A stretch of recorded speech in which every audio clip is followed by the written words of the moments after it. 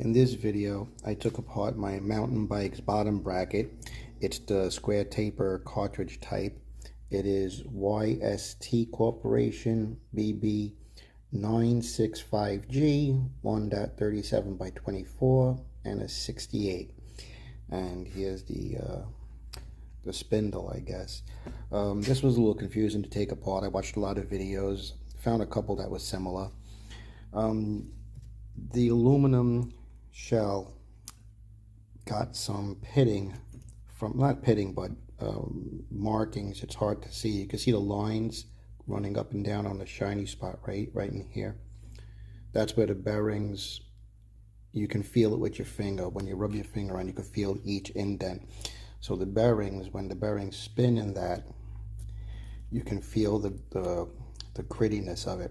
What I thought was weird was, I don't know how expensive these bearings, this spindle, whatever you call it, I can't think.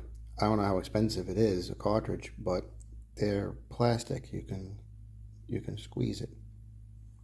I mean, maybe it'll take the shape if something goes wrong, but anyway, I'm going to show you how I put it together and, well, actually how I took it apart. I'm going to put it together lightly. The only thing I don't have was a tool to remove this nut, which sits kind of deep in this side. It sits all the way in here. So you need a thin wall socket to remove that, and a very thin wall socket to remove that. And I believe it's either 15 16ths or whatever the millimeter size was. I don't have anything here right now that would fit it. And then this piece here, this little washer goes on top of this. So we'll put this nut like this. This will be on top. Now I didn't notice at first, but see that little bump right there? That bump rides in this groove. So when you go to adjust the tension or the tightness that you want the bearings to be, this washer will ride up and down that length. You set it to the tightness that you think the bearings need to be at, and then you put the second lock washer on, which would be this one right here. So I'm going to set up the spindle the way it goes in the vise. This is the non-drive side, the left side of the pedal. I'll put it in the vise now and show you how it goes together. So basically,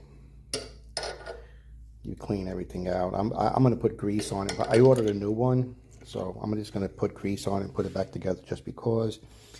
Put that on here. This drops right down into there. Then next it's going to be this washer. Oh, it's not a washer, it's a nut. Now what I did to remove it was I wedged a screwdriver on each side of the flats, one here and one there, and I grabbed both of them. I grabbed both of them and turned, and that's how I did it. So I'm going to lower this a little bit more by using two hands. So let me pause it.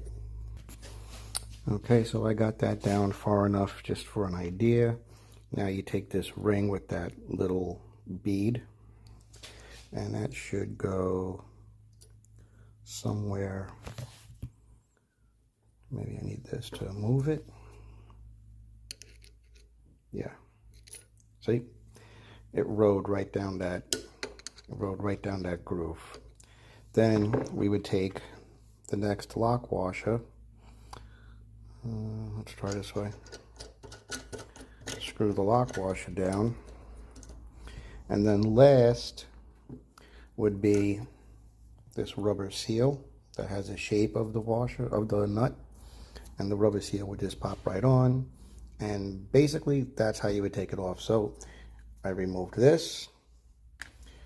I removed this.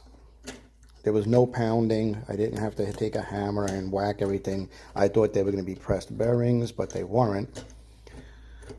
It's a little difficult with the wrong hand. So, I mean, I did give it a couple of whacks at first, and, you know, easy whacks. I wasn't trying to mash anything, but I said, nah, something's not right. Let me experiment a little bit more. And the part that was the most confusing part was that little that little black washer. That was the most confusing because my timed lights keep on going on and off. I wasn't sure what that washer was. It was really tight and it wasn't moving. I found out by just flipping it upside down accidentally, and it shot off like that. So anyway, basically, once you get that off, like I said, the next hardest part is going to be this. So I put one screwdriver here, the other screwdriver on the other side, and just spun it off like that. And you have to adjust, like I said, you have to adjust the what's it called, the backlash on the bearings. Otherwise it would be way too tight or way too loose, and then it would wiggle. But because this one, it's an aluminum shell, because it has the indentations of the bearings, I just ordered a new one. I didn't notice it at first. I just saw some grease coming out the end, so I figured maybe it's time to re-grease them. I didn't know anything about this. I didn't know what it looked like on the inside, so I was going to take it apart and re-grease the bearings and pack them, put them back together. Once I saw that, it felt a little hard to turn. It was like gritty, like you felt the bumps. I said, okay, maybe I'll just order a new one. And it's only like 20 bucks. I don't know anything about the brand I bought, but we'll see. So now I have an idea of how to measure them and how to put them in. So the tool I used to press off the crank pedal, it threaded into the crank arm fine, but the piece that presses into here, when you remove the larger round piece, it still didn't fit. I couldn't get it to fit through the crankshaft, the crank hole. I couldn't get it to touch this metal. So what I did was I had to come up with like a bolt.